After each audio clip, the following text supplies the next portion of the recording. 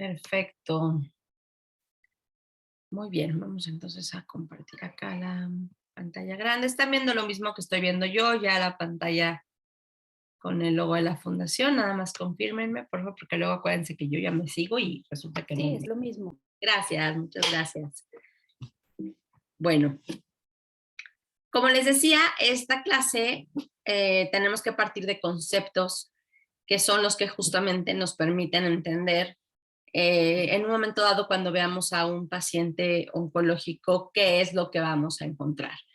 Entender desde el momento de que vemos un diagnóstico, leemos un nombre y un apellido de un tumor, vemos una etapa, vemos incluso al paciente y nos damos cuenta que está deteriorado o no, que sigue con su calidad de vida sin tanto deterioro. Vemos también cuáles son los tratamientos que ya está tomando, pero para esto yo necesito tener justamente esta visión de lo que implica la parte de oncología médica.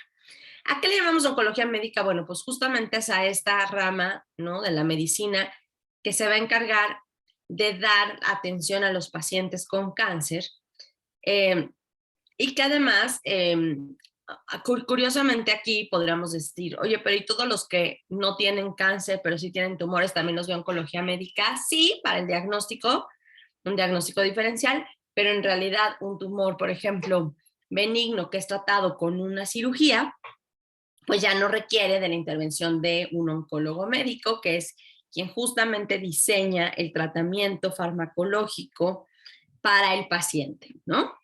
Es decir, es el que se va a encargar de decir si va a tener quimio, si va a tener inmunoterapia, si va a tener algún otro tipo de tratamiento, y trabaja en conjunto con cirugía oncológica, por supuesto, para ver si el paciente es candidato a cirugía y que recuerden que muchas veces la cirugía llega a ser curativa. Esto es importante. Entonces, no sé si recordarán que habíamos definido qué eran los tumores, cómo están definidos como benignos y malignos, donde los benignos sí, a veces el paciente dice, tengo un tumor, y eso ya nada más de pensar en la palabra tumor me aterra porque tumor es igual a cáncer. Y no necesariamente, tumores también puede haber los benignos, que como les decía, con tratamiento farmacológico quirúrgico pueden eliminarse. En cuanto a los malignos, sí tenemos que hablar de esos que se van a clasificar de acuerdo a la zona o el lugar donde se empiezan a desarrollar. Es decir, el nombre de cáncer, recuerden que siempre va a llevar el lugar primario donde apareció, ¿no? Siempre les pongo el mismo ejemplo.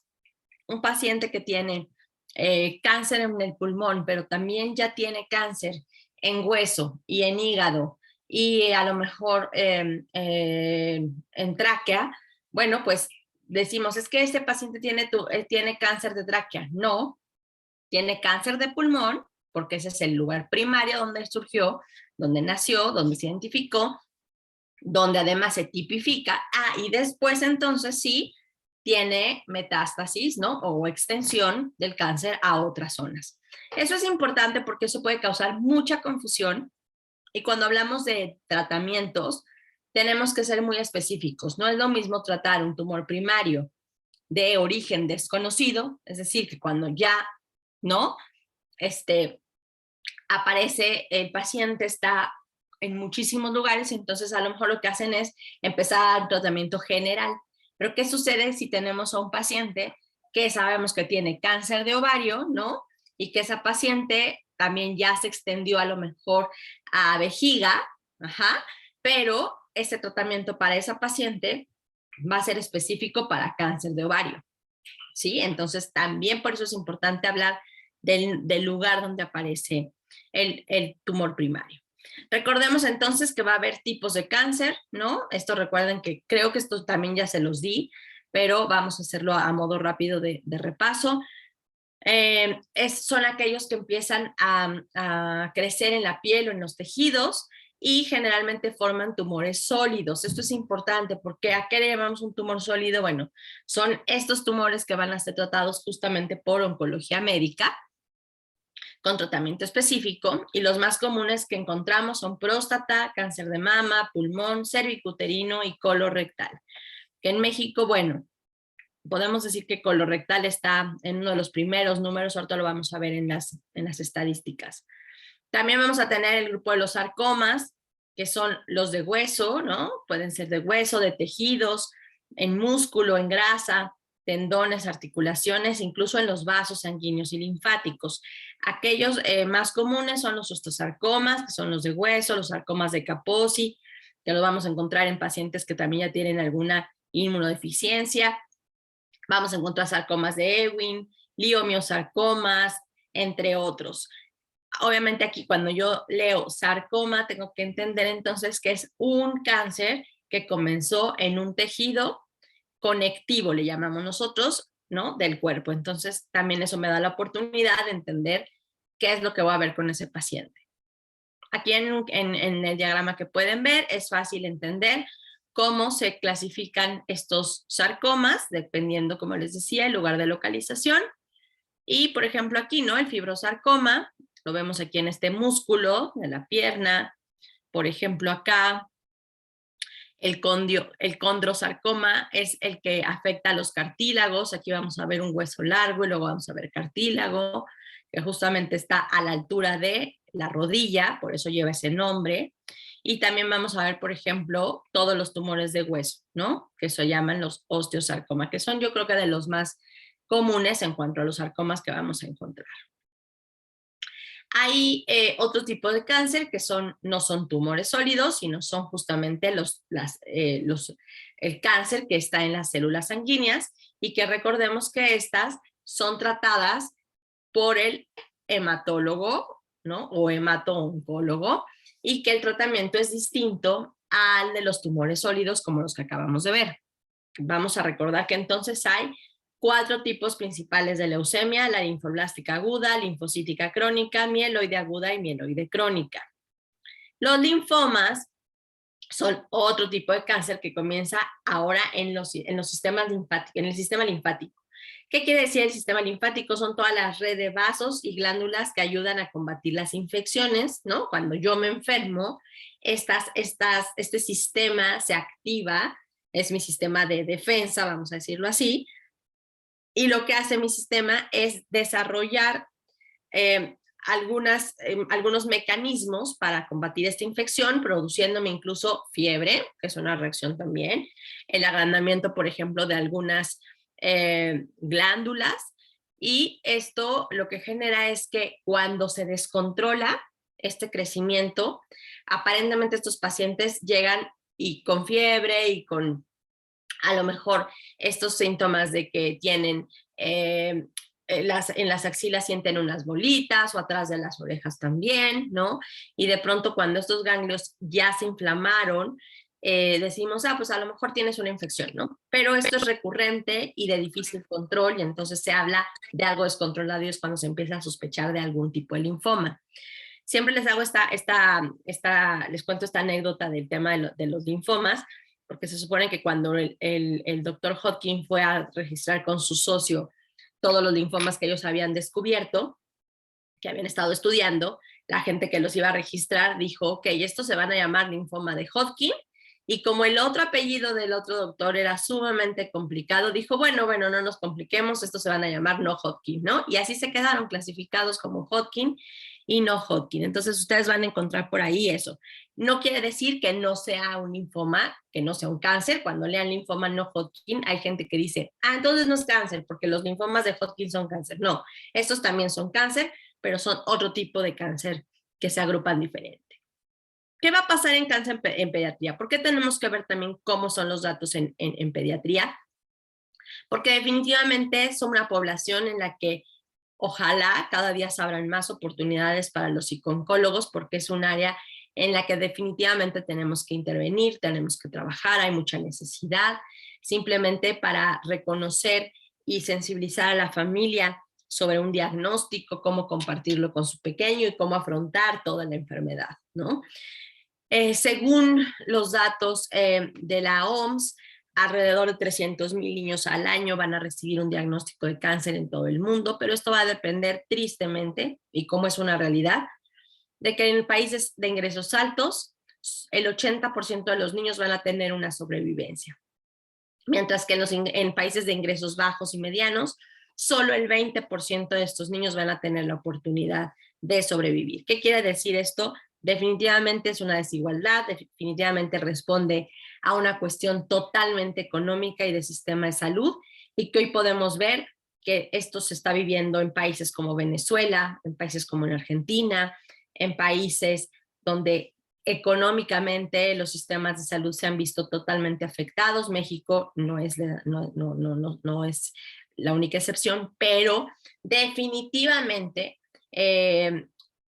pues es un abandono, ¿no? El que un niño reciba un diagnóstico tardío, o que al tener un diagnóstico tarde mucho tiempo en recibir un tratamiento, o lo reciba de manera sin ser concluyente ni ser un tratamiento integral, porque generalmente, ¿qué pasa con estos pequeños? Bueno, pues en esta espera, pues fallecen, ¿no? O se complican. O cuando ya empiezan un tratamiento es demasiado tarde, y es donde vemos que pues estos pequeñitos tienen una alta mortalidad, no porque el propio cáncer lo sea, sino por el diagnóstico y el tratamiento tardío. Vamos a hacer esta revisión entonces de cáncer en pediatría. ¿Cómo van hasta aquí? ¿Recuerdan estas diapositivas? ¿Recuerdan esta información? Lore, Sí, perfecto. Muy bien, vamos bien entonces. Ok, vamos a darle entonces, como les dije, este repaso, y vamos al final a concluir con algunas cosas que me parece que podrían ser también, que se podrán agregar mucho a esta información. Vamos a encontrar entonces dentro de las leucemias, dentro de los cánceres en pediatría, de las más comunes, la leucemia linfoblástica aguda, que si bien le han hecho demasiada difusión a este tipo de cáncer. Recordarán que hay muchísimas campañas de recolección de fondos, que por ahí incluso hubo, Danone hace muchísimos años usó esto como una campaña, ¿no? Levantabas la tapita del yogur y venía la cabecita de un niñito, ¿no? Sin pelito, y decía Fundación Danone. Entonces se supone que lo recaudado, más bien lo que se vendía en esos productos, iba a ser destinado para esta fundación que ayudaba, ¿no? Entonces como que la gente creyó que a los niños solo les daba leucemia, y entonces todos los niños iban a estar peloncitos. Y no es así. Sí es una de las más comunes, simplemente ocupa el 35% de los cánceres infantiles, sin embargo no es la única que impacta, ¿no?, a la población.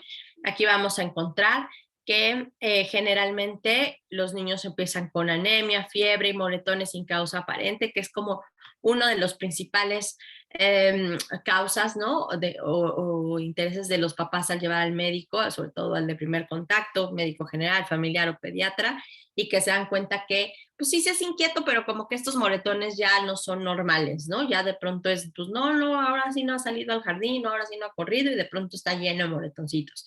Pero sumado a eso, pues obviamente hay fatiga, son niños que empiezan a tener menos actividad, la fiebre es de difícil control, sin una causa aparente de infección, y cuando se hacen laboratorios, pues nos damos cuenta que tienen anemia, y si no se trata adecuadamente, este diagnóstico puede llegar a ser también, como les dije, confuso. El neuroblastoma es otro de los cánceres en pediatría que con más frecuencia vemos. La edad más frecuente es en menores de 5 años, y se desarrolla en las glándulas suprarrenales, que son en esta imagen que ven, los chicharitos estos como frijolitos que se ven aquí son los riñones, y atrás se ven unas glándulas, no sé si alcanzan a ver, como amarillitas, y esas son las glándulas suprarrenales. Justamente en estos pequeñitos se observa hipertensión arterial, que esto es como un dato totalmente de sospecha de alguna afectación, perdón, de las glándulas suprarrenales o de los riñones. En estos pequeñitos hay dolor de hueso y tienen ya una insuficiencia medular, y también comienzan con cuadros de diarrea de difícil control, y bueno, es cuando ya empiezan a tener todo un cuadro de sospecha. El meduloblastoma usualmente se desarrolla en el cerebelo, como podemos ver aquí en la imagen, la parte que controla realmente todo Lo que sucede en nuestro organismo no es solo el cerebro, sino el cerebelo, es nuestro centro de control de respiración, entre otras cosas. La edad más frecuente es a los 5 años.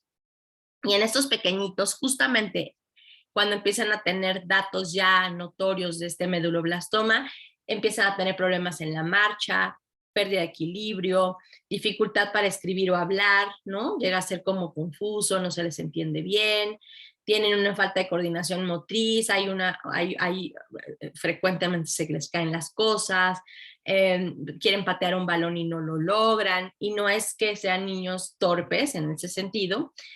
Sin embargo, cuando se hace una buena historia clínica, se nota que estos pequeños ya lo hacían bien, y de pronto hubo esta pérdida de coordinación. Generalmente tienen náuseas y vómitos, también sin causa aparente de infección, y una somnolencia inusual. Tienen un cambio de energía que también es muy notorio, ¿no? Son niños menos activos, menos reactivos, es como si realmente estuvieran, ¿no? Les pasara algo, y es cuando los papás empiezan a decir, es que no está normal. Sí, claro, se sienten mal, y obviamente, como les decía, el centro de control de muchas cosas es el cerebelo. Los linfomas, como lo vimos también en los adultos, son los que se desarrollan en los ganglios linfáticos, que son justamente, por ejemplo, cuando empezamos a notar que debajo de la piel empieza a haber estas bolitas, ¿no? Que empiezan a ser pequeñitas, pero de pronto empiezan a crecer más, es porque están justamente agrandados los ganglios. Empieza a haber fiebre, sudoraciones nocturnas. Estos síntomas se comparten con los adultos, inflamación del abdomen. Llegan a tener ya en cuadros más severos tos o dificultad para respirar y una pérdida súbita de peso no intencional. El rhabdomiosarcoma, como lo vimos también en el caso de los adultos, son estos tumores que van justamente adheridos a los huesos y a los músculos, a los músculos, y que están justamente en los huesos, pero que no tiene que ver con los osteosarcomas. Recuerden que el rhabdomiosarcoma solamente es del músculo. Incluso hay casos muy, muy raros que en el músculo, o sea, en el corazón, se llega a dar un rhabdomiosarcoma, pero también sucede porque el corazón también es músculo. Estos tumores en los niños, la edad más frecuente de presentación es entre los 2 y los 5 años, y llega a haber la aparición de una masa que a veces es indolora. En otros síntomas también que encontramos es si este tumor está oprimiendo algunos vasos sanguíneos, pues encontramos ya congestión, sangrado, problemas de visión, etcétera, ¿no? En cuadros mucho más graves, por supuesto. El retinoblastoma se desarrolla en los ojos. Va a haber una presentación de un médico que siempre les cuento que tuve la fortuna de colaborar con él y de aprender mucho de retinoblastoma con él, que él estuvo en el Instituto Nacional de Pediatría como jefe de oncología mucho tiempo. Va a dar una plática, les voy a compartir después ahí el póster, porque la verdad vale la pena. Va a hablar justo de retinoblastoma. Él tiene un tratamiento y una campaña para salvar el ojo, ¿no? De los pequeñitos, y la verdad es que ha sido muy, muy exitosa. Entonces vale la pena, si les interesa ahondar un poquito más en este tema, que lo visiten, que puedan estar ahí en la sesión. Y bueno, en este caso la edad más frecuente es en menores de 4 años. La pupila se ve blanca en lugar de negra. No sé si recuerdan que les platiqué que de pronto cuando le tomamos la foto a un pequeñito, suele pasar que frente a la luz las pupilas se vean rojas, ¿no? Y entonces eso, bueno, sí es por el efecto justamente de un flash, pero en este caso los pequeñitos, en vez de verse así, se veía blanca. Y es cuando empiezan les brinca un poquito ya a las mamás, y ahora lo que hemos intentado hacer es que esto se difunda con más alcance, porque en estos pequeños, justamente cuando se hace el diagnóstico, se hace un estudio similar al que les estoy platicando, ¿no? Poner justamente una luz para ver cómo está esta pupila, y justamente se ve blanca. Ahorita les voy a presentar un par de fotos de esto. Llegan a tener estrabismo, visión doble. Son niños que además, pues obviamente por esta falta de esta visión es doble y tienen poca coordinación visomotriz, pues son niños que aunque son chiquitos, pues llegan a ser muy torpes, se les caen las cosas, y observamos ojitos desalineados. También llegan a tener dolor y enrojecimiento, entonces llegan a ser niños que batallan mucho con el ojito porque claro que les produce dolor. El astrocitoma, bueno, en el caso del retinoblastoma se ha hecho antes de pasar al otro, se ha diseñado una quimioterapia intraarterial que es justamente la que permite salvar el ojito del pequeño. En cuanto al astrocitoma, bueno, son estos que se desarrollan en el tejido cerebral, son sumamente agresivos, la edad más frecuente es a los 8 años, los niños empiezan a tener dolor de cabeza, vómito, cambios en su conducta, cambios realmente notorios, no es como el niño que no lo llevan al consultorio porque, ay, es que ahora anda muy contestón, ay, es que ahora no obedece, ay, es que no sigue reglas, no, son niños que tienen un cambio en la conducta drástico, esto también es importante que siempre lo podamos explorar, tienen letargo, somnolencia y terquedad, porque recordemos que la parte donde se ve más afectada pues es en el tejido cerebral y sabemos que hay muchas funciones que regulan el comportamiento que se van a ver, por supuesto, alteradas. El osteosarcoma, como también ya lo platicamos en el caso de los adultos, son estos tumores que se desarrollan sí en los huesos. En los niños es mucho más común que se presenten en las rodillitas o en los codos. La edad más frecuente es entre los 10 y los 15 años y generalmente estos niños llegan a tener fracturas óseas sin traumatismo aparente, ¿no? O sea, estaba jugando y de pronto recargó la manita en el colchón y ¡pac! ¿No? Oye, pero no se golpeó, no se estrelló contra la pared, no se cayó de su propia altura, vamos, ¿saben? Entonces es como raro, ¿no? Se cayó de su propia altura y se fracturó, eso es sumamente extraño, ¿no? A menos de que midiéramos no sé cuántos metros, realmente eso sucedería. Realmente en este caso hay que sospechar que hay algo, ¿no? En los huesitos que se pulveriza, vamos a decirlo así, por el osteosarcoma y que causa este tipo de fracturas más frecuentes.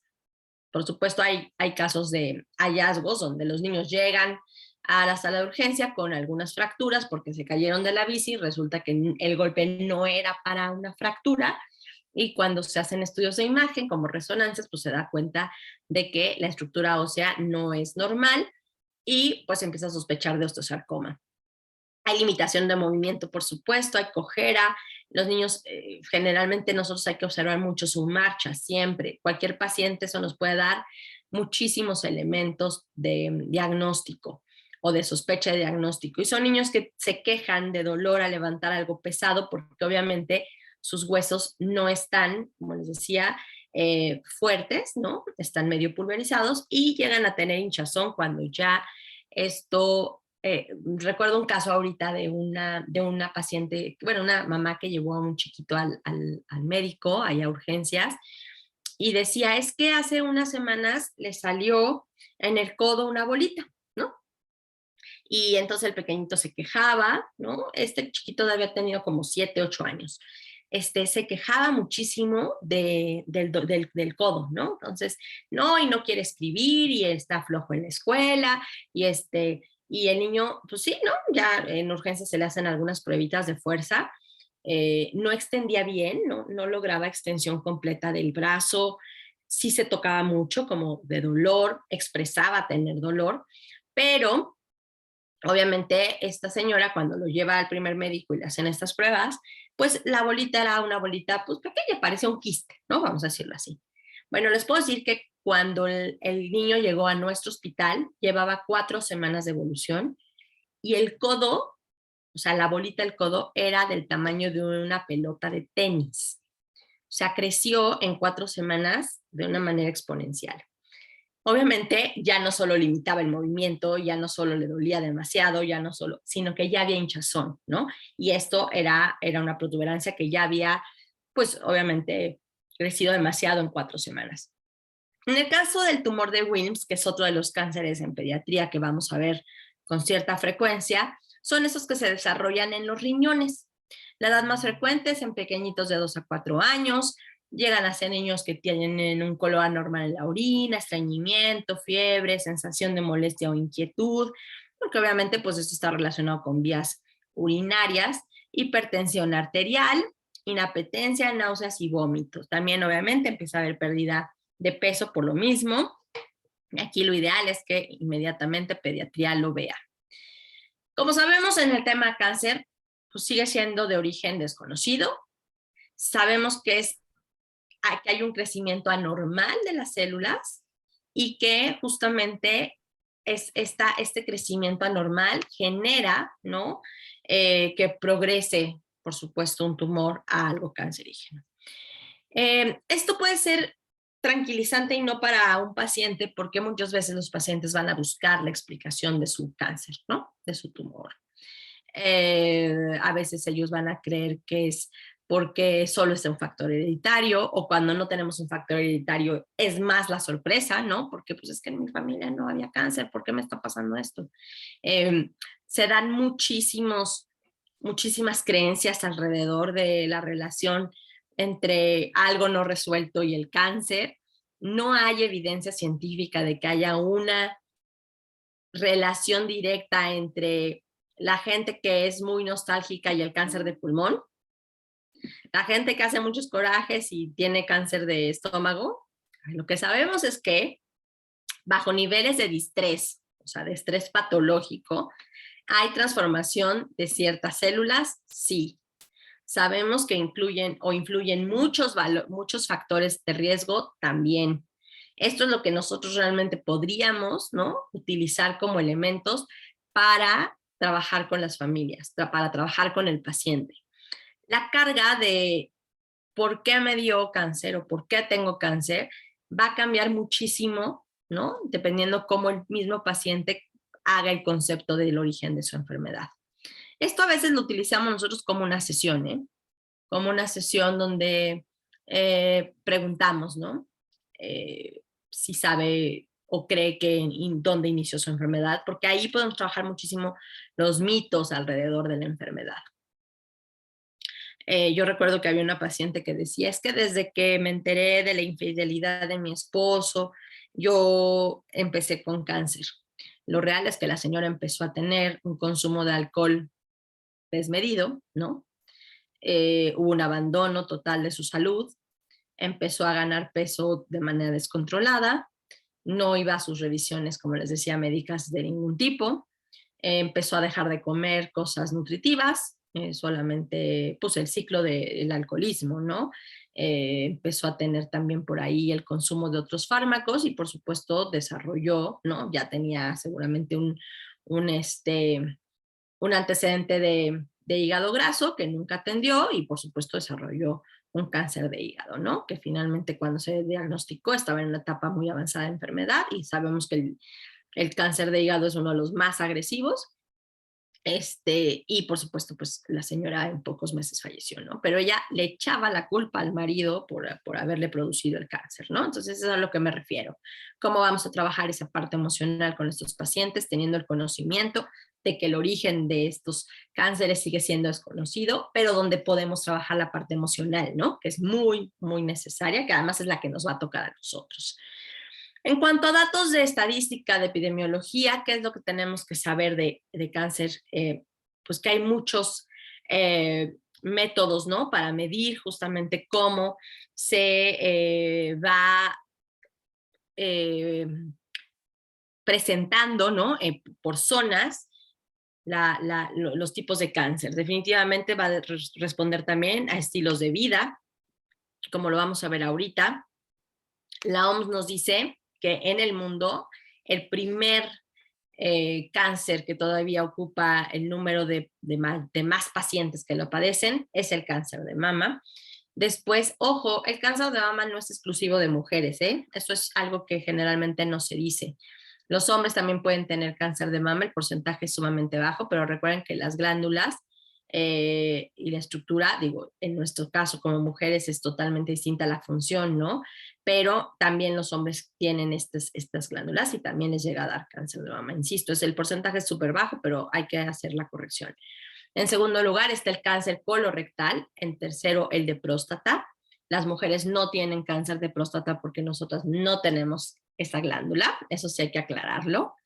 En el caso del cáncer de piel, no solamente están los melanomas, hay otro tipo de cáncer de piel, Y finalmente está el cáncer gástrico, ocupando dentro de los 5 primeros, pues el último lugar. Sin embargo, dense cuenta cómo en esta diapositiva podemos comparar para 2020, que esta es la última actualización que tenemos de estos datos de la OMS, cómo cambia esta estadística. Estos son los tipos de cáncer que causaron, mayor número de fallecimientos en 2020. ¿Se acuerdan que cáncer de mama estaba en primer lugar? Pues aquí lo vamos a encontrar en el 5º lugar.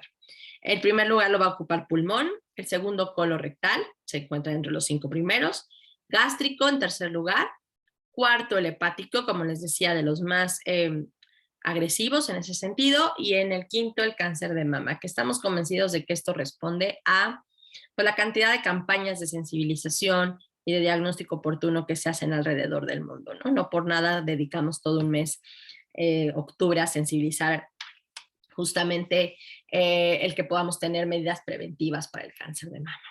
Entonces sigue siendo los más altos, pero el que ya hoy en día causa menos muertes. Sin embargo, el número sigue siendo alto. Este ejercicio siempre les pido que lo hagan. Ojalá lo puedan hacer en algún momento. Es meterse a la página de la OPS, revisar este apartado donde viene justamente cómo se presentan el cáncer en cuanto a incidencia y mortalidad. A mí me encanta este tipo de gráficas porque nos damos cuenta que en México, miren, aquí en esta gráfica nos dice que el cáncer que más número de pacientes tenemos reportado, es decir, la incidencia, el más alto es el de mama, con 14.3, seguido por próstata por 13.1.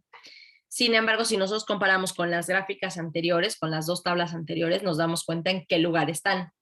Y ciertamente coinciden, ¿no? México sí tiene el mayor número de casos de cáncer y es de mama, ¿no? Pero aquí el dato importante es compararlo con el tema de la mortalidad. El de próstata es el segundo más alto y el que causa más mortalidad que el de mama, ¿no? Y aquí valdría la pena revisar cuáles son o cómo comparativamente van. Bueno, pues colorectal, a pesar de que tiene 7.8, es decir, la mitad de incidencia del de cáncer de mama y de próstata, tiene mayor porcentaje de mortalidad. ¿Por qué? Porque sabemos que es sumamente agresivo, ¿no? Entonces, ocupa el 8.5% de mortalidad. Entonces, estas tablas comparativas para nosotros son muy importantes. El de tiroides, por ejemplo, ocupa el 6.4 de incidencia y solo el 1.1 de mortalidad. Porque si a mí me toca un paciente con cáncer de tiroides, yo voy a saber con estos datos cómo se proyecta el tema de la sobrevida, el tema incluso de posibilidad de muerte, ¿no? Entonces, este dato yo les invito a que visiten la página de la OPS y les va a ser de utilidad. ¿A qué le llamamos factor de riesgo? Bueno, pues es a cualquier rasgo, característica o exposición que tiene un sujeto a la probabilidad de sufrir una lesión o enfermedad. Sabemos cuáles son los factores de riesgo y por qué los tenemos que identificar, porque sabemos, por ejemplo, lo que les decía, el caso de esta paciente, ¿no? Que empezó con un abuso de alcohol, con un abuso de sustancias, que tenía seguramente este antecedente de hígado graso que no atendió y que sumó factores de riesgo que hicieron que se desencadenara, por supuesto, este padecimiento oncológico. Hay otros factores de riesgo que están asociados a infecciones crónicas. Hoy en día hay muchos estudios que corroboran que el Helicobacter pylori puede ser la causa de algunos tipos de cáncer gástricos y esofágicos. También sabemos que el virus de papiloma humano, hay muchísimos tipos, pero que muchos de ellos están protegidos gracias a la vacuna, los podemos prevenir, pero que muchos de ellos, al no tener vacuna o al aparecer, pueden desarrollar cáncer cervicuterino. También sabemos la relación que hay entre los virus de hepatitis B y hepatitis C con la aparición de cáncer de hígado. Y así es importante también conocer cómo es que al desarrollar este tipo de infecciones pueden ser un factor de riesgo para cáncer. Todas estas conductas que sabemos que son hábitos saludables, ¿no? Y no saludables, también son factores de riesgo para desarrollar cáncer. La exposición a sustancias, insecticidas, la obesidad, la exposición a camas de bronceado, la vida sedentaria, el tabaquismo, el alcoholismo, por supuesto.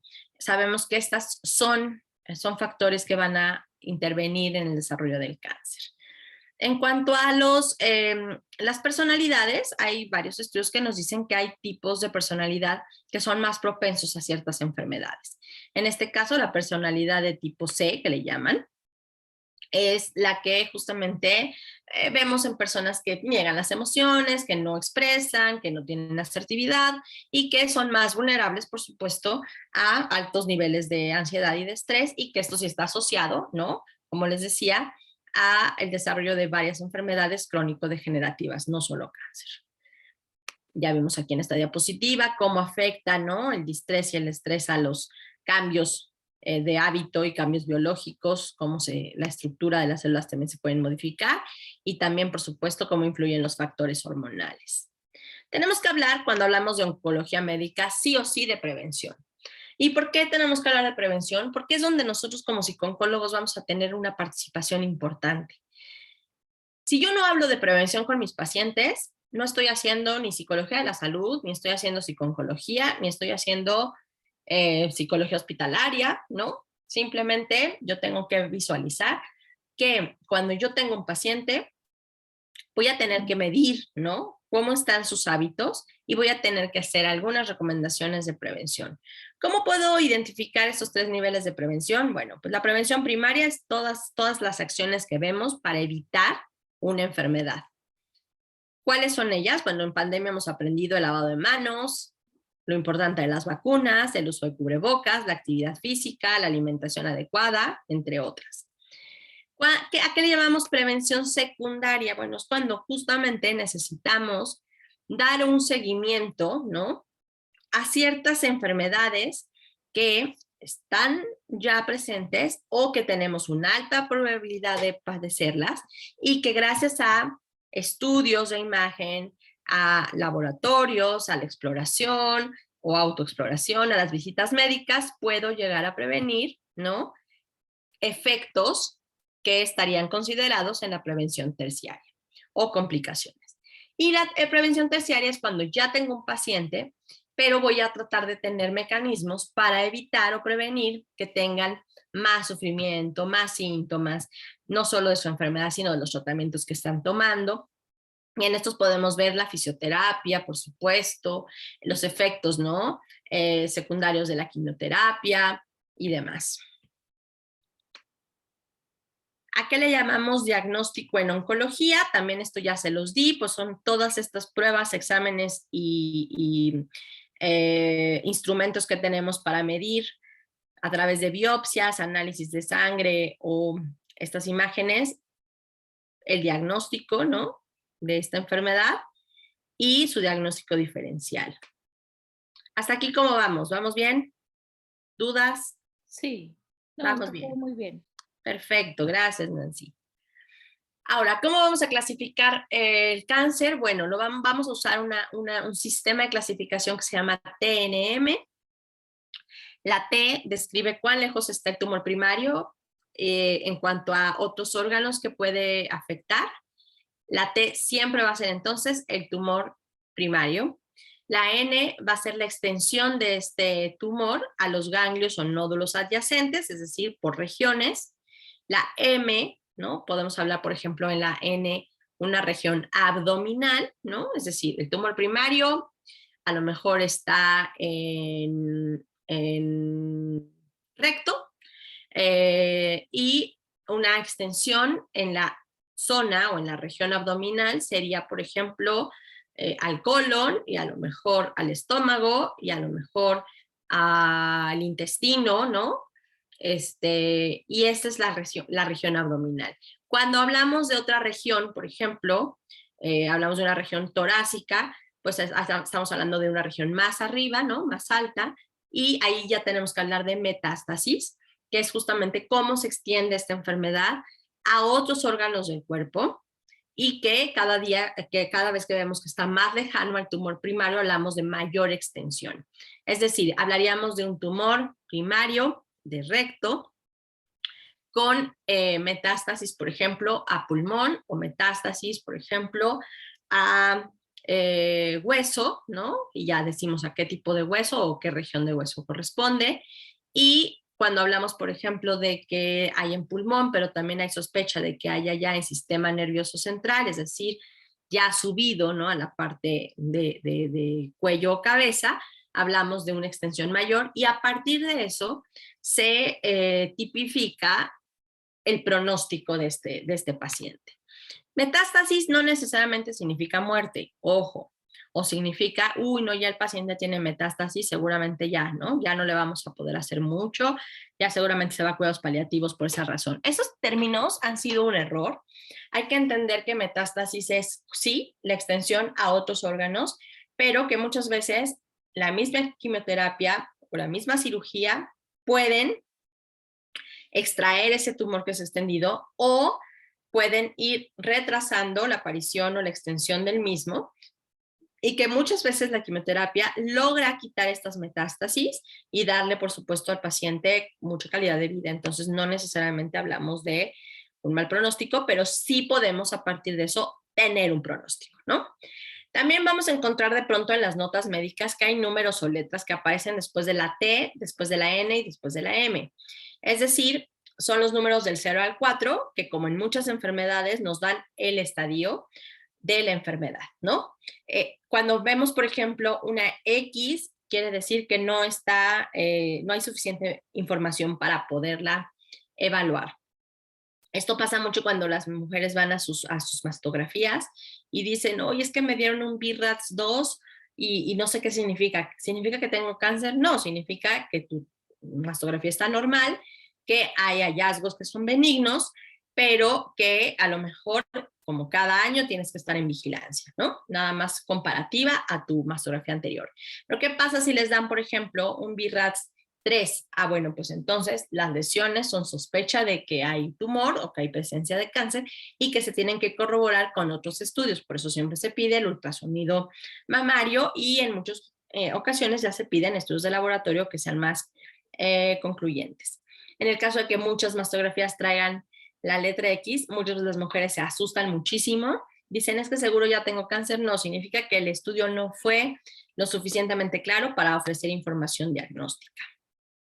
Esto es importante que lo conozcamos porque seguramente muchos pacientes pueden llegar muy ansiosos con esta información a nuestra consulta.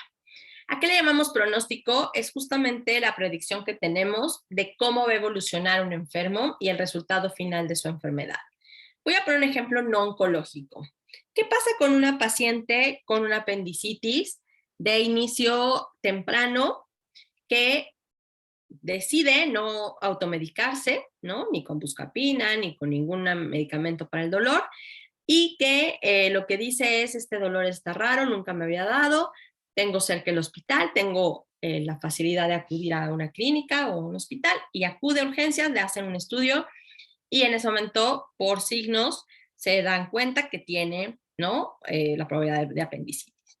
Entonces, esa paciente va a entrar seguramente a quirófano para evitar una peritonitis, para evitar una situación compleja, y ese pronóstico de ese paciente va a ser favorable, ¿no? Bueno, sí, la recuperación de unos días, a lo mejor en el hospital con antibióticos, un par de semanas en casa con algunas medidas de cuidado, antibióticos, seguimiento con su médico, regresa con su médico y tan, ¿no? Está dada de alta gracias a ese cuadro sencillo, ¿no? De apendicitis. Pero ¿qué pasa con una paciente que acude ya con fiebre, con mucho dolor abdominal, con náuseas, con vómitos de difícil control, que se medicó, llevaba 3 días con la evolución del cuadro y llega a urgencias y se dan cuenta que hay una perforación intestinal, que ya el contenido en abdomen es fecal o fecaloide y que la paciente está en un cuadro de mucha gravedad y de mucho mal pronóstico, de probabilidad de muerte alta, por el cuadro tan severo que trae. Entonces, esa paciente cuando ingresa seguramente al quirófano, pues se van a dar cuenta que es muy complejo el cuadro. Si se egresa a terapia intensiva, esto es bajo muchos cuidados y no garantiza la sobrevivencia y puede ser que ese paciente fallezca. ¿De qué hablamos aquí? Bueno, del pronóstico de esta enfermedad va a depender de muchas cosas. Si se dieron cuenta en este ejemplo no oncológico, es de la evolución, de los días de evolución, del manejo inicial del padecimiento, lo que hace que el curso de este pronóstico cambie. Y eso pasa en todas las enfermedades, también en la oncológica. Por eso insistimos, cuando tenemos una sospecha, entre más temprano sea el diagnóstico, mayores oportunidades de tratamiento y por supuesto de cura tienen esos pacientes. Muchos pacientes lo que deciden es, ay no, yo no voy porque tengo miedo que me digan que tengo tal cosa, y dejan evolucionar la enfermedad. Y cuando llegan con el médico dicen, oye, pero tenía un cáncer que de inicio no era de mal pronóstico, pero llegó tardíamente y el pronóstico entonces se limita, ¿no? A ser buen pronóstico. Ya tiene menos probabilidades de tener éxito en el tratamiento. Entonces, esto es importante, el pronóstico es muy importante, porque no es solo un número, es una serie de elementos que van a influir en cómo se va a proyectar esta enfermedad, cómo va a evolucionar y cuál es el resultado final de esta enfermedad para ese paciente. ¿Cuáles van a ser los factores pronósticos en el tema cáncer? El tipo de cáncer, definitivamente. Hay unos que son mucho más agresivos, aunque se diagnostiquen tempranamente, como el de hígado, como el de páncreas. Tenemos también que considerar que sea un diagnóstico temprano, el estadio o etapa de la enfermedad, que indican justamente el tamaño de cáncer y si ha hecho extensión a otra parte del cuerpo. Los grados de cáncer, es decir, qué tan anormales se ven las células en cuanto a microscopio, y eso nos da un grado también de idea de con qué rapidez va a crecer o se va a propagar esta enfermedad. Esto es importante porque muchas veces nos dicen grado 4, ¿no? O grado 1, ¿y qué significa eso en cuanto a pronóstico? Hay muchas características de las células cancerosas, que también van a influir como factor pronóstico, cuando son, por ejemplo, difusas o no.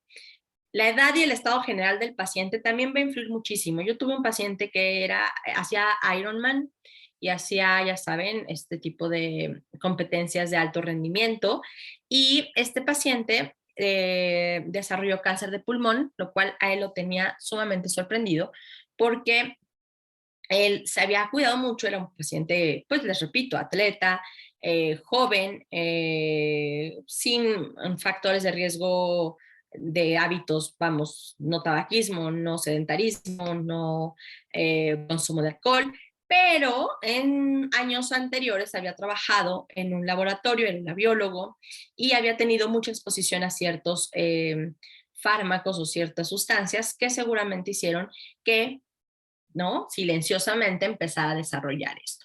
Entonces, bueno, la verdad es que a este paciente le fue muy bien, ya regresó a correr medios maratones después de, no sé, 5 o 6 años de tratamiento.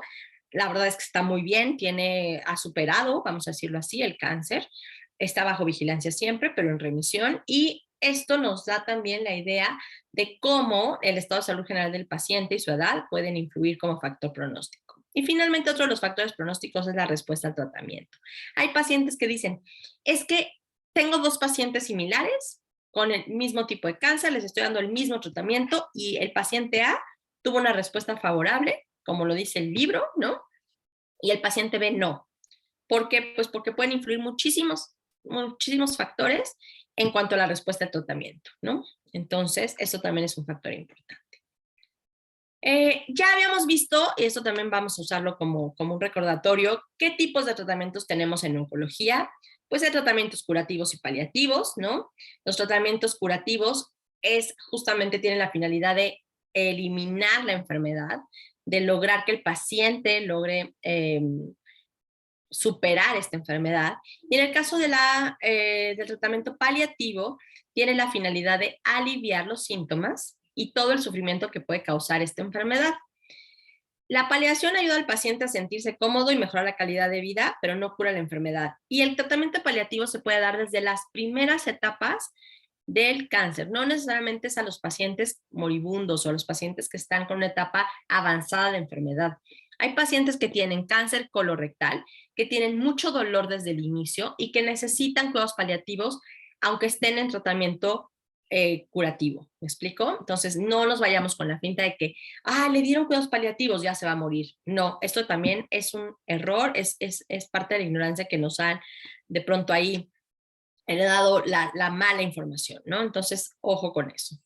Ahora, el tratamiento oncológico puede dividirse en estos grandes grupos, que es la quimioterapia, que tenemos muchos tipos de quimioterapia, los trasplantes, la inmunoterapia, la terapia hormonal, perdón, la cirugía y la radioterapia. ¿Se acuerdan que cuando les di la clase de tratamientos oncológicos nos fuimos paso a paso con cada una de ellas? Entonces no las voy a tomar más que voy a hacer una breve revisión.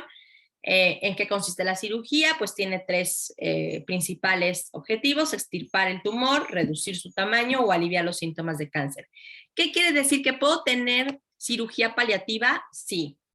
Un paciente que tiene, por ejemplo, un cáncer que está oprimiendo el esternón o el esófago, y que eso no le permite comer ni le permite respirar bien, pues a lo mejor quitando o reduciendo el tamaño del tumor va a mejorar sus condiciones de vida, pero a lo mejor no lo va a curar, sino va a mejorar estas condiciones, ¿no?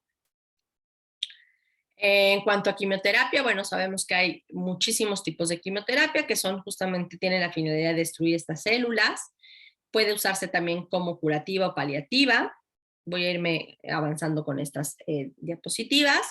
Vamos a tener diferentes tipos de quimioterapia: oral, intravenosa, por inyección. Vamos a tener también intratecal, intraperitoneal, intraarterial, como se los comentaba yo en el tema de los retinoblastomas, y también la tópica. La radioterapia es justamente este tratamiento de altas dosis de radiación con la finalidad de destruir o de disminuir el tamaño de los tumores. Puede ser curativa y también paliativa. En el caso, por ejemplo, de las metástasis a hueso, pues llega a ser de mucha utilidad para los pacientes que están con una enfermedad ya metastásica. Los trasplantes también son dos de los tratamientos, porque es el alogénico y el autólogo, son de los tratamientos que se utilizan justamente para poder combatir algunos tipos de cáncer. En el autólogo las células son del mismo paciente, ¿no? Y llevan un proceso de cosecha y demás para que se puedan autotrasplantar.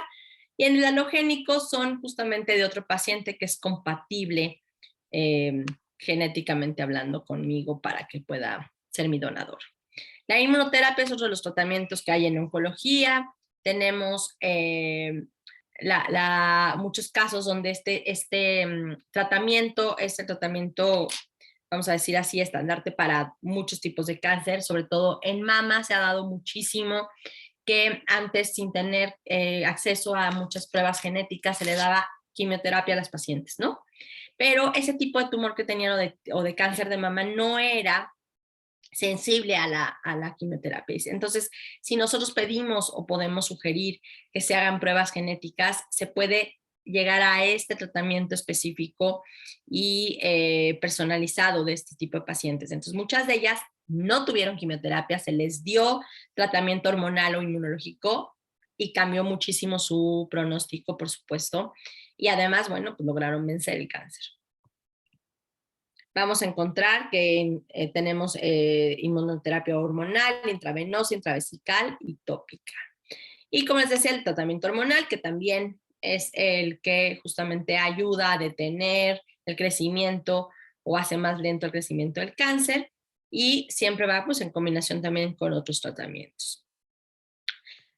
No sé si vimos la vez pasada cuidados paliativos. Recuérdenme si abarcamos algo de cuidados paliativos.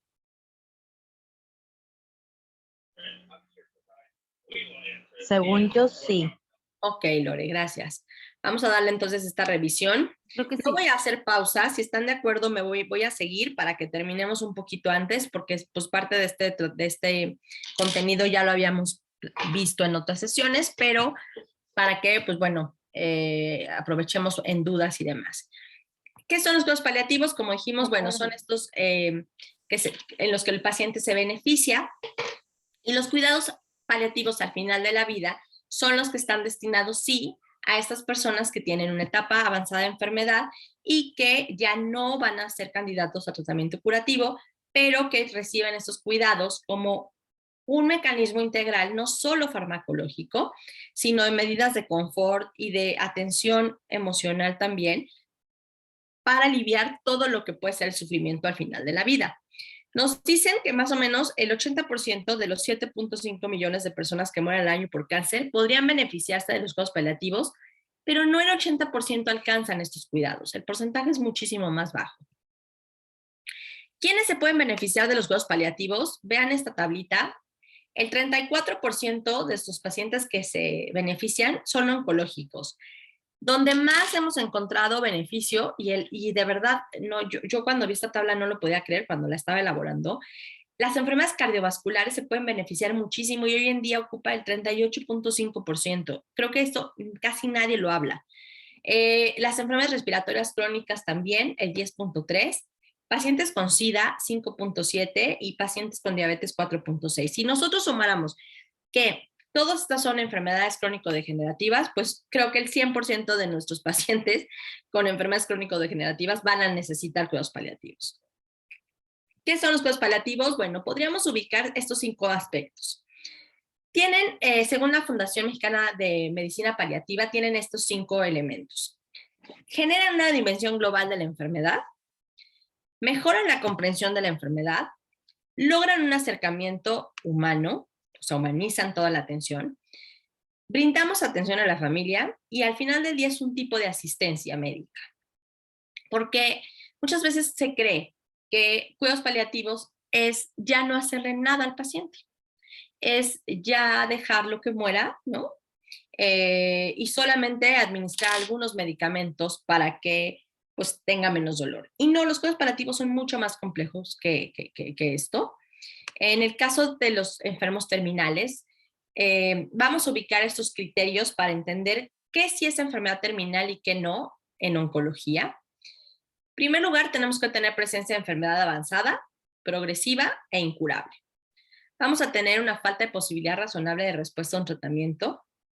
Tenemos la presencia de numerosos problemas o síntomas intensos, múltiples, multifactoriales y cambiantes. Tenemos un gran impacto emocional en el paciente, familia y equipo terapéutico, sobre todo relacionado con la presencia explícita o no de la muerte. Y tenemos un pronóstico de vida limitado. Generalmente cuando hablamos de enfermedad terminal nos vamos al último punto. Pues el pronóstico de vida es ya, ¿no? Muy limitado para ese paciente. Pero ya nos dimos cuenta que estos 4 elementos anteriores del pronóstico de vida son igual de importantes. Cuando tengo una enfermedad avanzada, progresiva e incurable, sé que va a terminar en una enfermedad terminal. En ese momento ya puedo hablar de una enfermedad terminal. Por eso en México es tan importante el tema de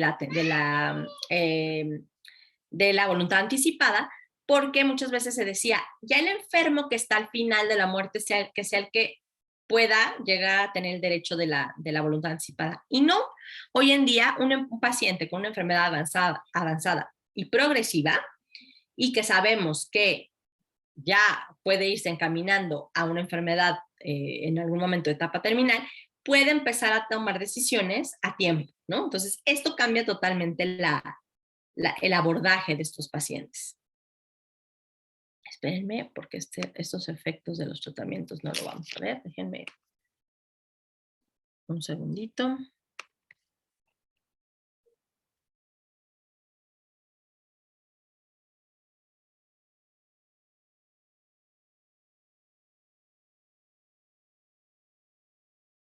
Ya vi con ustedes,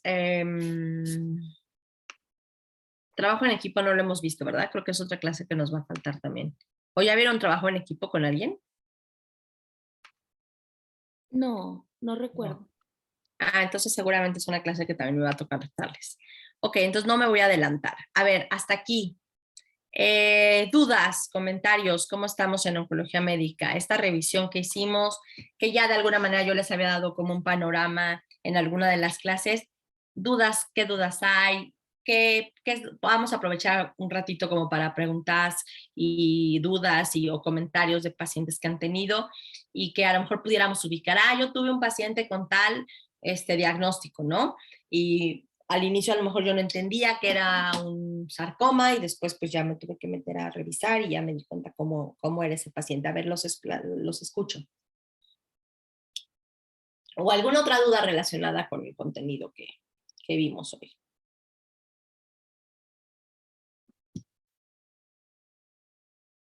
Lore, Nancy, Ashley, ¿quién por ahí? Clau. Yo de momento no tengo dudas, gracias. Nada. Ok, Lore. Yo la verdad es que ahorita no estoy viendo pacientes oncológicos, entonces no he tenido esa experiencia aún como para tener alguna duda tal cual. Ok, Lore, muchas gracias.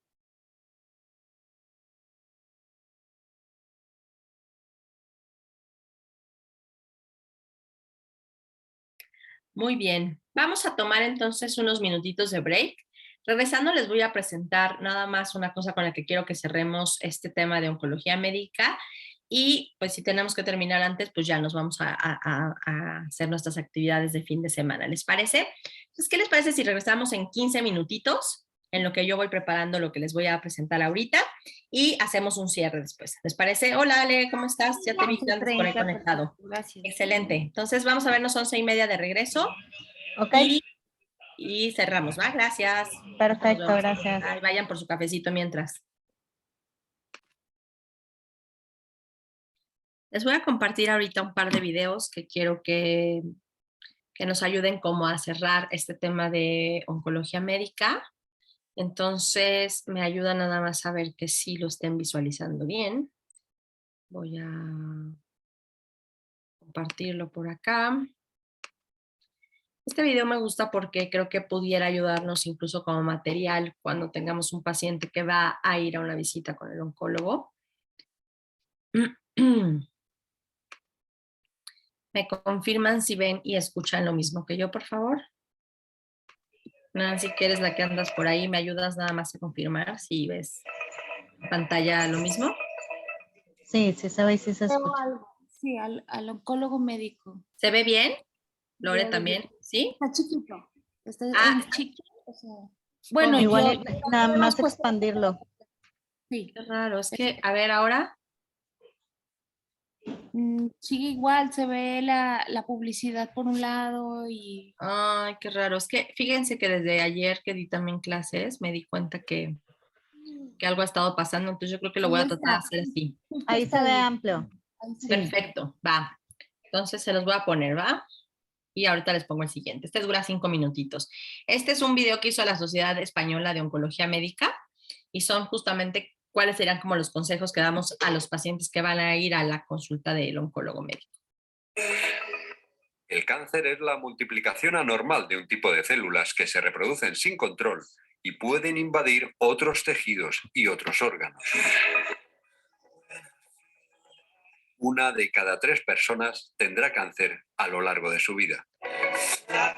¿Qué tengo que preguntar al oncólogo médico? ¿Voy sola? ¿Qué me va a decir el médico? Estoy nerviosa y asustada. Sonia ya ha recibido la noticia y tiene que acudir a su cita con el oncólogo médico. Buenos días, doctor Jara.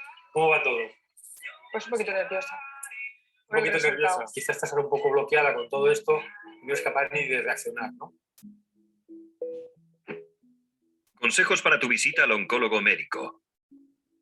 Hazte con una libreta o dispositivo donde puedas apuntar todas las dudas que se te ocurran para trasladárselas al oncólogo médico. Es aconsejable ir acompañados a la consulta. Es normal que estés nervioso y que se te olvide parte de la información que te den. Tu oncólogo médico te animará a conoceros para entablar una relación de confianza, proximidad y respeto mutuo.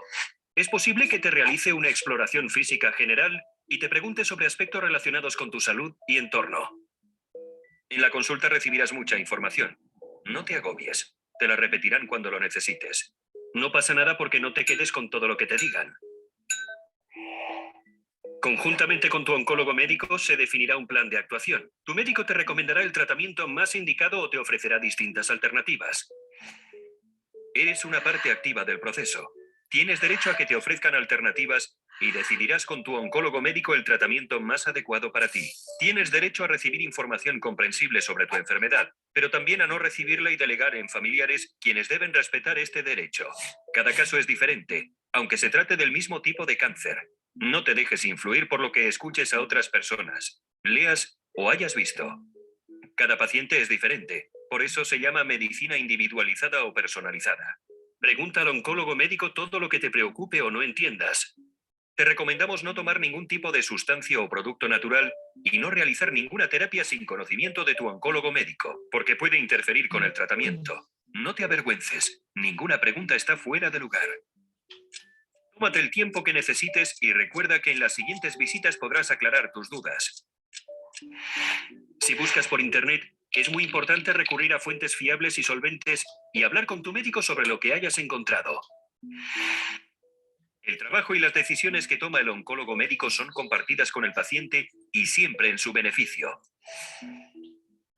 Los tratamientos han evolucionado mucho y cada vez son más eficaces y menos tóxicos. Esta enfermedad no es como te la pintan en las películas, ni como posibles experiencias que puedas haber conocido o te hayan contado. Tu oncólogo médico te acompañará durante todo el proceso de tu enfermedad. Puedes solicitar información por escrito de la enfermedad, de las alternativas de tratamiento y de los resultados de las pruebas realizadas. Todo el equipo te puede dar recomendaciones sobre dieta, ejercicio, dejar de fumar u otros hábitos de vida saludables. Márcate metas y objetivos a corto plazo. Los tratamientos y ciclos pueden variar con la evolución de la enfermedad. Tus familiares y amigos son muy importantes en este proceso. Deben respetar tus decisiones y ayudarte a cuidar tu entorno. Es fundamental para tu evolución. Las asociaciones de pacientes también están a tu disposición. Puedes pedir una segunda opinión y no olvides compartir la información que recibas con los oncólogos médicos que te vean. Y recuerda, cada paciente es diferente. Pregunta todo lo que consideres. Infórmate en fuentes rigurosas. El oncólogo médico te ayudará en todo el proceso de tu enfermedad. Voy a poner todo de mi parte. Saldremos adelante, seguro. Esa actitud es muy buena. Lo vamos a conseguir. Lo vamos a conseguir. Al fin y al cabo, vosotros y nosotros somos un equipo conjunto y todos juntos saldremos adelante. Con esas expectativas y con nuestra motivación a ayudarte, te podremos sacar adelante y te ayudaremos con seguridad. Muchísimas gracias. Gracias por la confianza.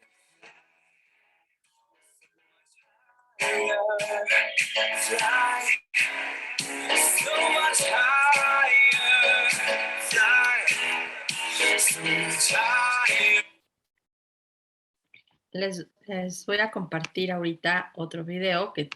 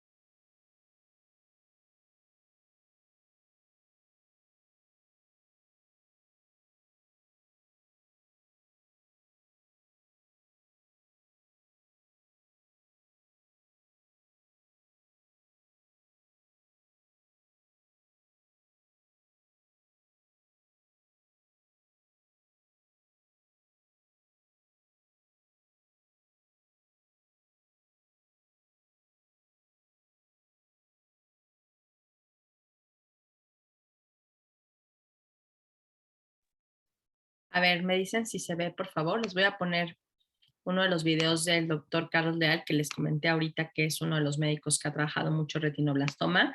Esta entrevista la coordiné para Medicable y habla sobre el cáncer infantil más frecuente. Entonces se los voy a poner. ¿Sí se ve en pantalla? Nancy, ¿me confirman si se ve? Sí se ve, sí, se ve perfecto, no sé si se escucha, creo que todavía no lo Ahorita reactivo el audio para que me digan si se ve. Sí, Gracias.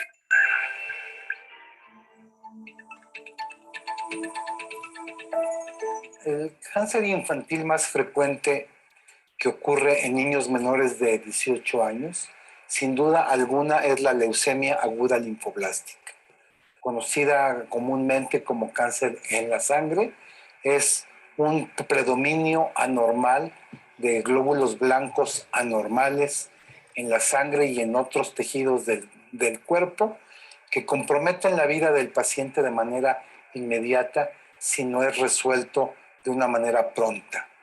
La leucemia es una enfermedad curable en nuestro medio con el manejo que contamos actualmente en 7 de cada 10 casos.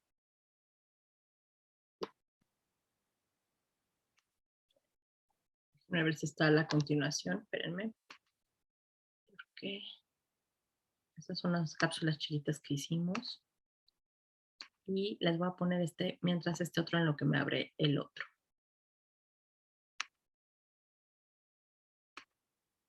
Son como células como muy jóvenes que hubieran... ¿Se ve bien? ¿Sí? ¿Se escucha? Que se hubieran equivocado en su crecimiento y entonces se desarrollan de una manera pues incontrolada y pueden invadir todo el organismo y producir la muerte. El cáncer en niños es una enfermedad muy poco frecuente, afortunadamente, pero es algo que existe, que es la segunda causa de muerte en niños por debajo de 15 años. En la provincia de Alicante hay unos 280.000 niños por debajo de 15 años y la incidencia supone que puede haber unos 150 casos por millón de niños y año. Entonces, más o menos, ¿no? Entonces, en este grado de incidencia sería que en la provincia de Alicante se van a diagnosticar entre 35 y 40 casos nuevos de cáncer en niños por año.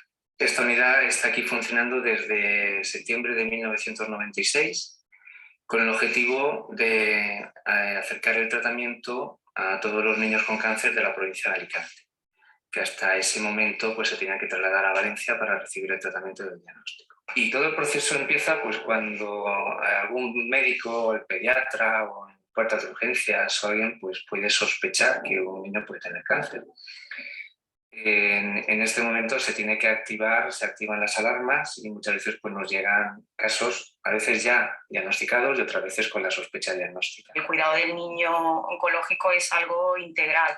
A lo mejor lo más conocido pues, es el poner la medicación, el hacer las extracciones, pues lo que más se conoce de la enfermería, pero yo lo que destacaría de esta unidad es que la importancia del aspecto emocional. Siempre cuando más problemas hay, más trabajos hay, sobre todo en las mañanas, porque bueno, pues cuando llegas miras a ver los niños que te han pasado la noche, lees el relevo de tus compañeras, saber si los niños han tenido fiebre, si tienen pruebas pendientes para esa mañana, si tienen ayunas, pues por ejemplo para pruebas como quirófanos, como resonancias magnéticas y tal, que tienen que haber estado sin cenar o sin tomar nada desde la noche anterior. Nosotros aquí estamos en la quinta D y está diferenciado cirugía, oncología infantil, pero oncología infantil como servicio exclusivo no existe. Entonces yo con el personal que tengo para toda la planta, pues yo coordino de manera que por la mañana hay 2 enfermeras por la mañana llevando siempre oncología. En este caso es Sofía Pan Blanco, es la enfermera de Mañanas Fijas, y ella junto con una enfermera de turno rodado que van haciendo la rotación un mes dentro, un mes fuera, para que los cuidados no se pierdan, sobre todo los sábados, domingos, festivos y la noche, para que tenga una continuidad de cuidados. El caso de Pablo fue que hace 4 años le diagnosticaron un tumor cerebral y después de ese... Bueno, si quieres, estuve buscando a ver el neurocirujano que más operaciones había hecho de esa en concreto, el tumor es un tumor de tronco, que llaman, en toda España, y lo encontramos en el Niño Jesús, en el Hospital del Niño Jesús en Madrid, bueno, operaba allí, y entonces fuimos allí a que le hiciera la intervención. Yo soy Clara, soy psicóloga, trabajo para la Asociación de Padres de Niños con Cáncer y trabajamos aquí en la unidad de oncología pediátrica. Mi trabajo consiste en dar apoyo emocional a las familias desde el momento del diagnóstico, durante todo el proceso de tratamiento y luego pues cuando los niños fallecen acompañar a los familiares que lo requieren en el duelo. Tuvimos un mes en Madrid y después de la intervención, que solo se consiguió biopsia, pasamos por la radioterapia, 35 sesiones de radioterapia. Nosotros intentamos detectar las necesidades que surgen en la familia desde el momento del diagnóstico, a través de visitas hospitalarias, seguimientos familiares, tanto en el hospital como a nivel telefónico. Y una vez que detectamos qué tipo de necesidades tienen las familias, nos ponemos manos a la obra para intervenir en ello. Ofrecemos información sobre los recursos y prestaciones existentes y también hacemos la gestión y tramitación de muchos de ellos para facilitar a las familias pues, todo un trámite burocrático pues, que no están en condiciones de hacer en este momento. Después de la radioterapia se consideró poner quimioterapia, que estuvimos 2 años de quimioterapia. Llevamos prácticamente 1 año, ¿no? No, ya 1 año y medio. 1 año ahora sin quimioterapia. Y aquí estamos. Los voluntarios trabajamos en 2 turnos, o trabajamos bien por la mañana o bien por la tarde. Yo desde el año 2009 que empecé a hacer el voluntariado vengo siempre por las tardes. Lo hacemos de 5 a 7 de la tarde. Venimos a las habitaciones donde están los niños de oncología y tratamos de que se lo pasen bien. Hacemos actividades de pintar, recortar, dibujar, hacer muchas manualidades para que los niños durante esas 2 horas que están con nosotros se lo pasen lo mejor posible. Nosotros formamos parte de ese equipo multidisciplinar que opera en la unidad de oncología pediátrica del Hospital Universitario General de Alicante y nuestra función dentro de ese equipo multidisciplinar es dar atención educativa a los niños que están hospitalizados en el hospital. El trabajo que yo hago, pues nada, en principio empezamos por las mañanas, pues haciendo una mini entrevista a los padres para saber cómo han pasado los niños todo el tiempo, o sea, desde por la tarde hasta que yo vengo por la mañana otra vez. Hacemos sus analíticas, hacemos sus constantes. Nosotros lo que hacemos siempre es ver a ese niño en ese momento de ese día en concreto, cuál es su situación, para adaptarle ese aprendizaje a sus necesidades. Nuestra unidad está conectada con la Sociedad Española de Oncología y Hematología Pediátrica y con la Sociedad Internacional de Oncología Pediátrica, de manera que los tratamientos que se proponen a los chavales, a los niños, son los tratamientos que son los que están en ese momento en actuación y que hoy día pues, le vamos a ofrecer el mismo tratamiento aquí que en Madrid, que en Barcelona y que muchas veces que en cualquier ciudad extranjera. Pues yo sinceramente me considero una privilegiada, he podido trabajar en esta unidad. Sí que es cierto que cuando muchas veces dices trabajo con niños en oncología infantil es como uff, pobrecito, yo no podría, yo no valdría. Es tener formación y conocimiento. Yo creo que yo pongo en la balanza y realmente es más la parte positiva. Lo que es el día a día, trabajar con estos niños, con sus familias, a mí me han enseñado pues, a relativizar, a realmente aprender a vivir. Parece que el estar tan cerca muchas veces de la muerte, pues lo que te aporta precisamente es lo otro, el valorar cada instante y decir, uy, que no se me olvide que eso está ahí, ¿no? Pues el trato ha sido siempre maravilloso. Porque en ese momento, cuando tienes un diagnóstico así, estás perdido. Estás perdido total. Y necesitas ayuda y desesperado y no sabes a quién buscar, qué ayuda, y el tener a alguien simplemente que esté ahí, que te diga estoy aquí y voy a hacer todo lo posible para ayudarte, pues eso, yo es que he sentido muchísima, es que no ha habido ningún momento que no haya tenido, que haya pedido ayuda y que no me la hayan dado. El personal que tengo es fabuloso, ¿eh? Yo siempre lo digo, siempre tengo la quinta en la boca, el personal responde muy bien, trabaja en equipo y da unos cuidados exquisitos. Y tengo que resaltarlo siempre. El personal de cirugía y oncología sí que es cierto que está escogido, porque aquí no puede entrar cualquier persona. Pues a veces sí que me he sentido sola. al contrario de que con el equipo y con la unidad podías hablar con tranquilidad, con el resto de la sociedad no puedes hablar. A veces alguien te pregunta ¿cómo estás? Y si dices que estás mal, se sienten mal. Es decir, tienes que decir que estás bien para que la otra persona realmente se sienta bien. Realmente tú no estás bien. Como trabajadores sociales somos un poco, queremos ser los portavoces de las necesidades de estas familias ante la sociedad. Dar la cara por las familias y decir qué necesidades quedan por cubrir, que no están cubiertas por las instituciones públicas y tampoco abarca las instituciones privadas. Entonces, pues quedan muchas prestaciones, muchas cosas por hacer y nosotros también nos encargamos de reivindicarlas en el Día Internacional del Niño con Cáncer, el 15 de febrero, o en cualquier momento que tengamos oportunidad de ello. La gente realmente, la que no vive esto, realmente no llega a comprender el cómo nos podemos sentir nosotros. Para mí es un privilegio que las familias nos dejen entrar en su vida en unos momentos tan difíciles como los que atraviesan en el momento que diagnostican a un hijo de cáncer. Siempre me ha sorprendido la facilidad con la que nos dejan entrar y nos cuentan sus cosas de su vida cotidiana, nos hacen partícipes de cómo es su vida, cómo es la relación con sus hijos, algo tan íntimo como eso. Yo creo que he aprendido muchísimo, ya no solo como profesional, sino como persona. Creo que trabajar en esta unidad te enseña que las cosas cambian en un momento dado, te enseña a valorarlo absolutamente todo mucho más, a valorar las cosas que realmente importan, a vivir más el presente, no vivir tanto proyectando en un futuro, porque te hace entender que el futuro puede variar en cualquier momento. Un niño que entra en este aula, que esté entretenido, que encima esté aprendiendo, que esté jugando, que esté relacionándose con otros niños que vienen a esta aula, creo que todos los beneficios son positivos.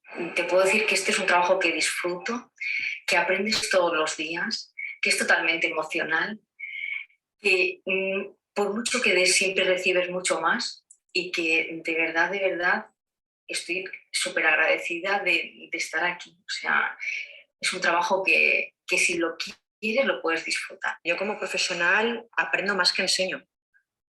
Yo de aquí me llevo muchísimo más que aporto. Y eso es lo que en esos momentos difíciles, que los hay, es lo que te lleva a continuar, lo que te lleva a decir mañana tengo que volver. Porque ahí está pues, Ana, Juan, Alberto, Begoña, José y yo necesito de esa energía, necesito de ellos, de las familias, porque me enriquezco, me llevo mucho más. Entonces te hace crecer como ser humano y la verdad que dices, menos mal que en un momento determinado de mi carrera profesional me propusieron venir al aula hospitalaria. Gracias. Nosotros contamos con una unidad de hospitalización domiciliaria aquí en el Hospital General de Alicante que atiende a los niños sin un área de influencia pues, de lo que es la ciudad. Y bueno, pues afortunadamente podemos hoy día llegar a casa, poder extraer sangre, hacer transfusiones cuando sea necesario, poder en niños controlarlos directamente en su casa, con lo cual esto es un beneficio pues, que es muy difícil de medir, ¿no? Habría que preguntarle a las familias cómo lo ven. Para nosotros es extraordinario. Y con la UH de pediátrica, pues es que ha sido como más que una segunda familia. Sí, eran como una familia porque podía... Claro, el hecho de que ellas vinieran a casa y estuviésemos un tiempo sin el hospital, sino que estábamos en casa mientras que pasaba el tratamiento, pues teníamos tiempo para hablar, para poder contar cómo me encontraba, cómo me sentía. Ya la palabra cáncer en sí tira un poco para atrás, ¿no? Pero cuando asocias niño y cáncer parece que ya se desmonta todo y la gente está muy sensibilizada, pero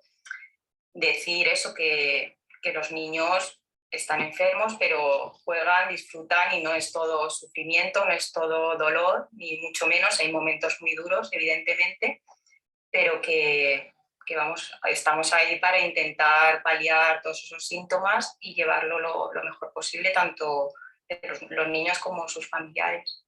A la gente le da miedo. Cuando tú hablas de esto, le da miedo. Sí. Y dices, como no quiero que esto me pase a mí, no quiero verlo, no quiero oírlo. Pero es que pasa. Y a lo mejor si lo habláramos y se hablara de forma más natural, pues sería algo que se podría entender mejor y se podría ayudar mejor a la gente. Nosotros siempre hemos intentado hablarlo. Sí, nosotros hablarlo. Con cualquiera que nos hablar. preguntaba, pues nosotros le contábamos todo. Mira, pues esto, pues lo otro. Pues. Y eso yo creo que simplemente el hecho de contarlo a la gente, a nosotros yo creo que nos ha venido nos bien. Ha ayudado mucho. Nos ha ayudado muchísimo. Pero yo reconozco que habrá gente que eso lo tengan como oculto o callado porque le da, no sé, no tienen a lo mejor esa valentía o esa fuerza de poder decirlo. Porque la sociedad no te da pie a que tú puedas hablar de eso. Y yo creo que es por miedo. Tanto de los peques como de las familias aprendes un montón de cosas. Y también te da seguridad de que el ser humano somos capaces de adaptarnos a la mayoría de situaciones y de afrontarlas de una manera admirable. Aprender de ellos, aprender el día a día, aprender cómo vale la pena vivir, ¿no? Y además aprender a estimar la vida cuando la vida hace daño. Estas personas, estos niños nos están enseñando el camino, ¿no? Y ese sentir que lo que te está pasando a este niño a ti te importa, es lo que todos queremos. Y entonces ese proceso de estar al lado de la gente, de si se curan y luego verlo crecer, ver que te viene una persona que dice, mira, pues yo soy... me trataste cuando tenía 12 años y estabas en la fe y ahora estoy casada, tengo 2 niños, estos son mis niños. Bueno, eso no se puede explicar. Y bueno, pues cuando pierdes un niño, tampoco.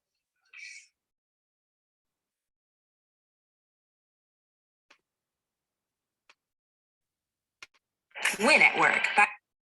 ¿Qué les parece este video? A mí en lo particular me gusta mucho porque creo que describe muy bien, ¿no? Como el testimonio y la parte también de cómo se compone una unidad de oncología pediátrica, lo importante que es el papel no solo del médico y de las enfermeras, sino de psicología, de trabajo social. Aquí podemos ver en México esta estructura en los hospitales públicos. En los privados cuesta más trabajo que exista toda esta estructura, pero simplemente pues no hay trabajo social y bueno, para que haya psicólogos en las unidades de oncología en hospitales privados, pues es súper difícil, debería de haberlas, ¿no? Pero siempre les digo, traten de darse una vuelta a los hospitales que tengan cerca de sus localidades, vean cómo están compuestas, porque creo que ahí podría haber muchísima oportunidad de trabajo para los psicólogos y psicooncólogos. ¿Alguna duda, alguna pregunta, algún comentario que quieran hacer de los videos que pudimos ver? ¿Alguna recomendación? Sí, Nancy. Justo pensaba eso mismo cuando veía el video, la verdad se me hizo muy interesante. ¿Sí? Ver cómo estaba conformada la unidad de oncología pediátrica. Y sí, definitivamente, al menos en donde yo vivo, en Monterrey, falta bastante esta unión que hay entre el apoyo emocional, el apoyo médico, el trabajo social. O sea, ves a los familiares andar a los pobres de arriba para abajo, y muchísimo menos, como tú bien lo dices, en una unidad privada. A mí por ser pediatra me tocó estar tanto en una institución de seguridad social, que es el IMSS, rotar por ahí mientras hacía mi especialidad, y también estar en hospitales privados. Y la verdad es que no hay mucho de esto en ninguno de los dos, y muchísimo menos en un hospital privado, y eso es porque el paciente lo tiene que pagar. Entonces, pues, como que un gasto más en un hospital privado, me refiero, y no creo yo que esto entre dentro de las aseguranzas, entonces lo dejan a un lado y pues no, la verdad es que sí es difícil, y a la vez qué padre ver esto y cómo se organizan ellos y el valor que le da la familia a este apoyo emocional. Me llamó mucho la atención cuando decía la mamá que vivía esta experiencia y decía, es que afuera nadie nos entiende. O sea, aquí todo el mundo hablamos el mismo idioma. Claro. Y cuando estás afuera tienes que estar obligado a decir, me siento bien. Porque estoy bien, claro. No, me siento mal. Pues eso fue, creo que un video que mostró mucho de lo que podemos llegar a hacer y que ojalá vayamos en el camino correcto como para sumar más de esta ayuda, ¿no? Exactamente, creo que acabas de tocar un punto clave, ¿no? El hecho de que tú has tenido la experiencia como pediatra y te das cuenta de las necesidades que hay, ¿no? Finalmente eso es lo que nos permite a nosotros generar también un espacio de trabajo. O sea, ahí nos damos cuenta cómo cómo nos falta hacer visible la necesidad afectiva y de atención emocional a estos pacientes, a estas familias, ¿no? El sufrimiento, como decía el testimonio ahí, ¿no? A veces la gente no te quiere preguntar porque no sabe ni qué decir, ¿no? Entonces mejor no te preguntan. Y por eso a veces también la parte médica es, bueno, veo al paciente, pero no sé qué hacer con lo emocional, entonces mejor ni lo toco, ¿no? Y les pregunto cómo están, pero les pregunto como una frase, ¿no? Trillada así de, hola, ¿cómo están? Pero realmente no estoy preguntando cómo están, ¿no? O qué necesitan. Entonces creo que es un elemento que hay que considerar. Yo les digo siempre visiten, les puse tanto la entrevista chiquitita del doctor Leal, pero por ahí pueden encontrar muchísimas otras y les puse de Alicante porque es como muy global, ¿no? Alicante es una provincia pequeña hasta eso en España y tienen muy completa la unidad. O sea, es increíble, ¿no? Si nosotros nos ponemos a revisar aquí en un hospital, pues no sé, de una comunidad pequeña, pues a lo mejor no encontraríamos ni la mitad de eso. Entonces, eso nos habla de las necesidades que hay todavía para la atención de los pacientes oncológicos. Y lo sensible que es, ¿no? El primer video de qué tengo que hacer si voy a la visita, voy acompañado, no voy acompañado, cómo manejo la parte de este nerviosismo, ¿no? Frente a una noticia. Entonces, me parece que el trabajo en oncología médica que podemos hacer, pues es súper, súper importante, ¿no? Les agradezco mucho. Vamos a dejar entonces la sesión hasta aquí. Ya me comuniqué yo con la parte de la fundación para explicarles que mucho del contenido ya lo habíamos visto en clases anteriores, no tiene caso ser repetitivo. Quería cerrar con estos videos. Les deseo buen fin de semana, descansen y que nos veamos pronto seguramente con alguna otra clase. Gracias, Lore, por acompañarnos, Nancy. Gracias, Ale, por andar por ahí. Gracias. Bye. Nos vemos. Bye.